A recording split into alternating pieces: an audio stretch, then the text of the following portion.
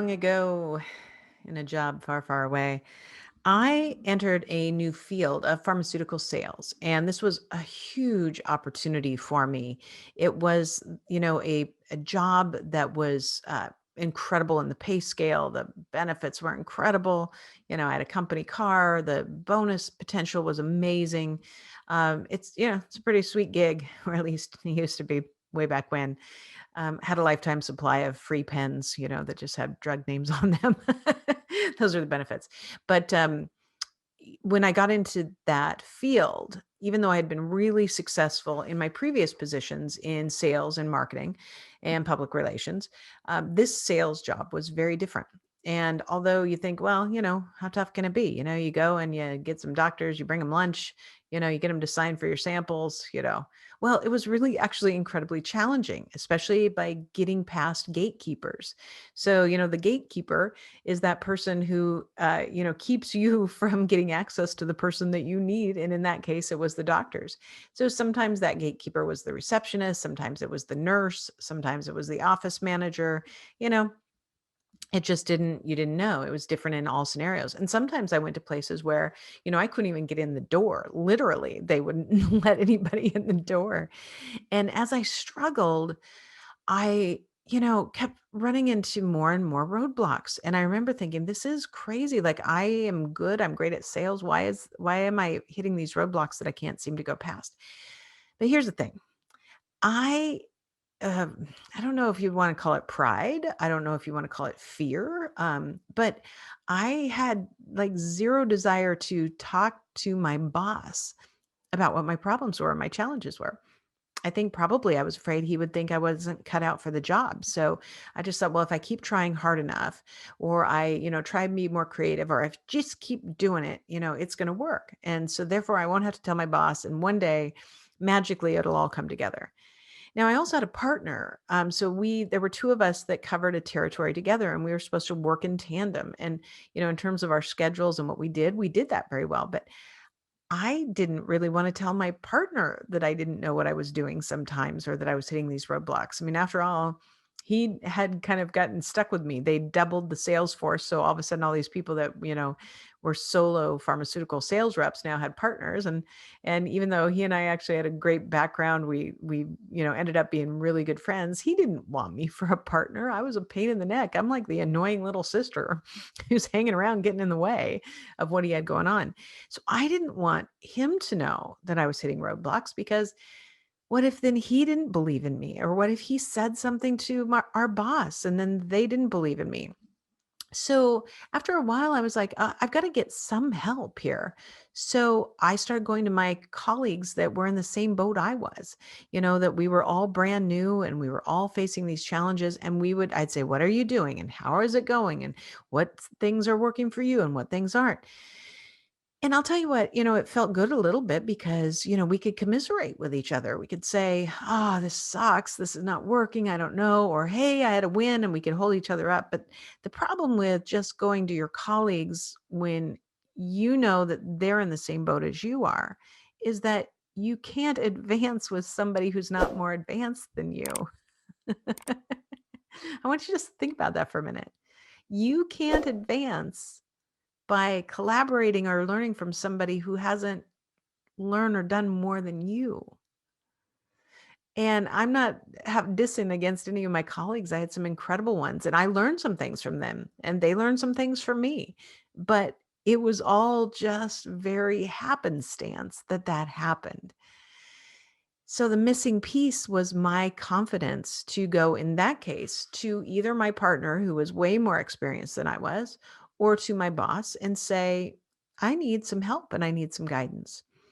So flash forward, I ended up with a different pharmaceutical company, not because I did anything wrong on the first one, but actually the drug that we were marketing went off patent. So the last ones into the company are the first ones out of the company. So I was part of a big layoff. And before my layoff was complete, I actually had a new job. So it was great. I'd never missed a beat.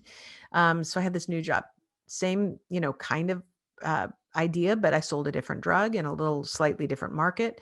Many actually did the same kinds of physicians that I had been calling on. So that was great. But I was in a totally different territory. And after several years in the other territory, I'd really figured out how to get in and I was doing really well. I hit great sales targets. I was always hitting my quota. Everything was going great. So I'd had this level of success. Now I go into a new company and a new position and a new drug in new markets and I'm hitting the same roadblocks because in the beginning, they don't know you. Why are they going to let you in or give you any more time? You haven't earned that right to ask business of somebody in the beginning when it's first starting. And so I I realized that I didn't have a partner. I didn't really even have colleagues that were easy to access. In that case, it was a much smaller company, and I was responsible for many states instead of just a small territory. So I had no choice. I had to go to my boss and say, I am having these really big challenges in these certain accounts, and I don't know how to get past them. And I'd been in the job for probably about 6 months or so. And he looked at me and he said, well, no problem. Let's work on it. But let me ask you a question. How long have you been having these challenges? And I said, from day one. He goes, you've been doing this for 6 months. I said, yeah. And he goes, why is today the first day you're asking for my help? Whew, that was tough. It was hard to hear. And I knew he said it with respect. This is a man that I credit as the best leader I have ever worked for. I try very hard to model after him in many ways. Um, he taught me so much about getting past my ego and really just understanding that the ego does nothing but cause you more grief and it does not help your success whatsoever in any way, shape, or form. And I said, you're right, Glenn. You know what? I should have come in the beginning. And you know what? I did it because I was afraid. That's why I didn't do it. I was afraid. I was afraid you wouldn't see me as successful. You saw all my success on my numbers from where I came from, and you hired me based on that success, and I haven't been successful. And he said, I hired you because I knew the character of who you were, not because of those numbers. Those numbers were great, but I hired you because I knew you'd work hard. And he said, frankly, I've known that you were suffering and I knew you were frustrated. And he goes, I wasn't going to let it go on much longer. And luckily, my numbers weren't horrible. So it wasn't like I was failing in the job. I just wasn't over exceeding, which is what I like to do. And I wasn't meeting my targets, but I wasn't so far behind. And so when he said, I have been watching, waiting, and I've been waiting, hoping that you would ask me. And he said, I was going to give it maybe a couple more weeks and then I was going to have the conversation with you. And that might not have been that comfortable.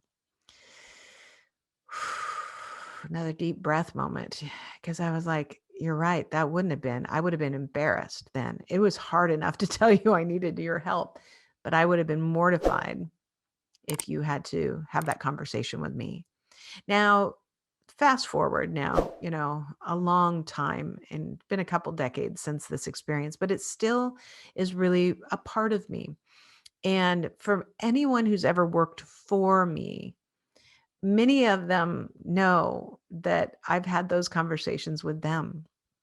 And, there's this statement that I make and I make frequently that if I don't spend time with people that I don't have time for. I don't spend time working and developing on people that I don't care about. I don't spend time trying to nurture and take people that I don't think are capable of doing it. Yes, everybody's kind of capable. And I say kind of because not everybody wants to. And everybody does everyone has some limitations in terms of what they can do. But if somebody doesn't really care enough to work on themselves, then I don't care to work on them. But those conversations when you have to have them where you're saying, I recognize you're struggling. I was hoping you would come to me first. It's a hard thing to say also as a manager because I know the ego hit that it was for me. But let me leave you with this. And this is why this is my motivation this week is things get tough. There are times that things go really, really well in our businesses, our jobs, our personal lives, our professional lives. And those times are great. Then there's times when it's just, okay, we're just swimming along and it's fine. It's neither good nor bad. It just is. And then there's times it's tough. And in the times that it's tough, yes, sometimes it can be really tough. There's something really horrible going along, but there's other times in the beginning of that where you're sliding, where you're starting to have that downhill slide, where you know you're not performing where you need to be. You know you are facing more challenges and you haven't gotten past them. And in those moments, that's where I want to have you think about this week is in those moments where we know we are not just maybe, doing great. We're not just maintaining, we're not down on the bottom, but we're just starting, even for a day or two, that downhill slide. Those are the moments we need, all of us, to reach out to each other. And we need to say, I'm struggling. When we do that, it frees us up. It separates us from our ego. It's a little painful because it's like ripping it apart. I'm not going to lie. But it allows us to step back, take a deep breath, and ask for help. Ask for help when we need it to get us back up before it goes down too far. And that's the thing, as you start to go down, the momentum can take you down farther and faster. But if, as you start to go down, you seek help, it immediately gives you buoyancy. Not only do you get help and support, you know you're not alone and your head isn't in that downhill spiral. That's the problem, is where we get in our downhill spiral. And it's so hard to climb out of that on our own. But reaching out to someone who does know more, who has experienced more, who is in a position of authority or who has a position of authority elsewhere that can give you good advice, that's when those moments are critical. So let me wrap up with this. I still face this myself.